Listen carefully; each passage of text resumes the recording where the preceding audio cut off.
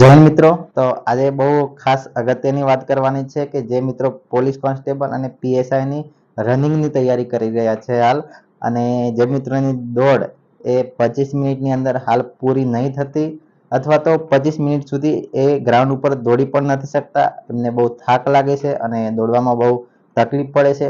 તો એવા મિત્રો માટે આ ખાસ વિડીયો છે, બરાબર.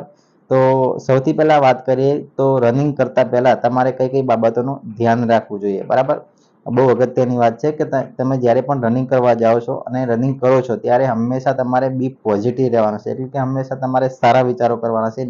પોતાની જાતને તમારે નેગેટિવ વિચારો આપવાના નથી, બરાબર. હંમેશા પોઝિટિવ વિચારો તમારે રાખવાના છે. કેવા પોઝિટિવ વિચારો? એટલે કે તમારે હંમેશા એવું વિચારવાનું છે કે મારાથી પૂર્ણ થઈ જશે, હું પણ કરી શકું છું, મારાથી પણ થશે, બરાબર. તમારે એવું નથી વિચારવાનું કે મારાથી હાલ નથી થતું એટલે કદાચ મારાથી દોડ પૂર્ણ ના થાય, મારાથી આ કામ શક્ય ના બને, અથવા તો હું ના કરી શકું, મને બહુ થાક લાગે છે, મને બહુ તકલીફ પડે છે દોડવામાં, એટલે હું નહીં કરી શકું. એટલે તમારા નેગેટિવ વિચારો બિલકુલ કરવાના નથી, હંમેશા પોઝિટિવ રહેવાનું છે.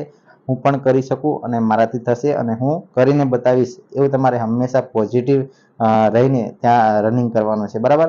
રનિંગ કરતી વખતે મારા માતા પિતા માટે દોડવાનું છે, મારી લાઈફ માટે દોડવાનું છે, અને મારા જીવન માટે, મારું એક આખી પેઢી એ સુધારવાની છે, એ પેઢીને સુધારવા માટે દોડવાનું છે.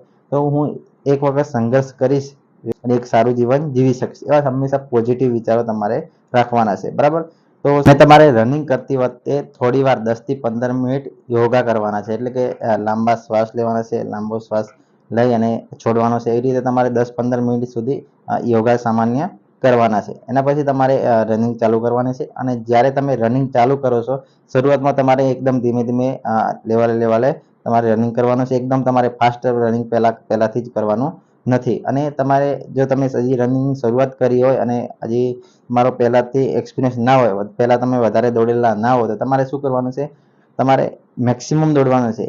તમે ભલે સ્લો દોડો, એકદમ તમે સ્લો દોડશો તો ચાલશે, તમારે મેક્સિમમ ગ્રાઉન્ડમાં તમારે ટકી રહેવાનું છે. એટલે કે તમારે અડધો કલાક સુધી તમે ટકી રહો એટલી તમારે દોડવાની ટ્રાય કરવાની છે, બરાબર.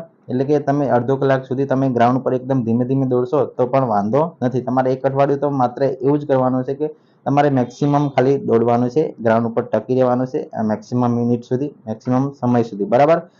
જેથી કરીને તમારી અંદર સ્ટેમિના ડેવલપ થશે અને એનાથી તમે સારી રીતે ટાઈમિંગ લાવી શકશો. એટલે તમારે પહેલાથી જ ટાઈમિંગ ઉપર તમારે દોડવાનું નથી. જો પહેલાથી તમે ટાઈમિંગ ઉપર દોડશો તો તમારો ટાઈમિંગ પણ ના આવે, સારું દોડી પણ ના શકો અને 25 મિનિટની અંદર પૂર્ણ પણ ના કરી શકો. એટલે તમારે પહેલા બિલકુલ ટાઈમ ઉપર દોડવાનું નથી, તમારે લોંગ રનિંગ કરવાની છે, બરાબર.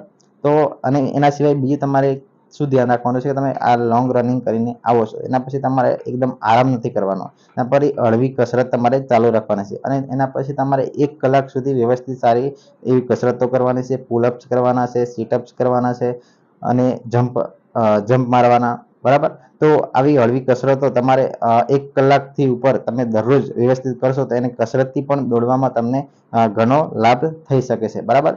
અને એનાથી તમને તમારું શરીર મજબૂત થશે, તમારા હાથ, પગ અને પેટ અને છાતી, આ જો વસ્તુ મજબૂત હશે તો તમારે રનિંગ કરવામાં વધારે તકલીફ પડશે નહીં, અને તમે સારું એવું તમે રનિંગ કરી શકશો અને 25 મિનિટની અંદર પણ તમે પૂર્ણ કરી શકશો અને તમારો આત્મવિશ્વાસ પણ વધશે, એટલે બરાબર. અને એના પછી બીજી ખાસ વાત કરવાની છે કે તમે આ જે રનિંગ કરો છો તમારે ખાસ કરીને વધારે ગેપ પાડવાની નથી, રેગ્યુલર તમે રનિંગ હવે ચાલુ રાખજો, બરાબર. તમારે 2 ટાઈમ દોડવાની જરૂર નથી, 1 ટાઈમ તમે વ્યવસ્થિત દોડજો તો તમારું થઈ જશે. અને બીજી વાત કે તમે જે સવારે રનિંગ કરો છો તો ત્યારે તમારે રાતે પૂરતી ઊંઘ લેવાની છે, બરાબર. એનાથી તમને સવારે દોડવામાં સ્ફૂર્તિ રહેશે અને દોડવાની મજા આવશે, બરાબર. અને બીજી ખાસ વાત કરવાની છે કે ખાલી રનિંગ તમે આમને આમ ડાયરેક્ટ સારું ડાયટ ના લો અને ડાયરેક્ટ રનિંગ કરતા હશો તો તમે વ્યવસ્થિત રનિંગ ના કરી શકો, અથવા તો તમને થાક બહુ લાગશે. તો એના માટે એક ડાયટ પણ બહુ મહત્વની વસ્તુ છે. તો ડાયટમાં તમારે શું લેવું જોઈએ અને ક્યારે લેવું જોઈએ, બરાબર.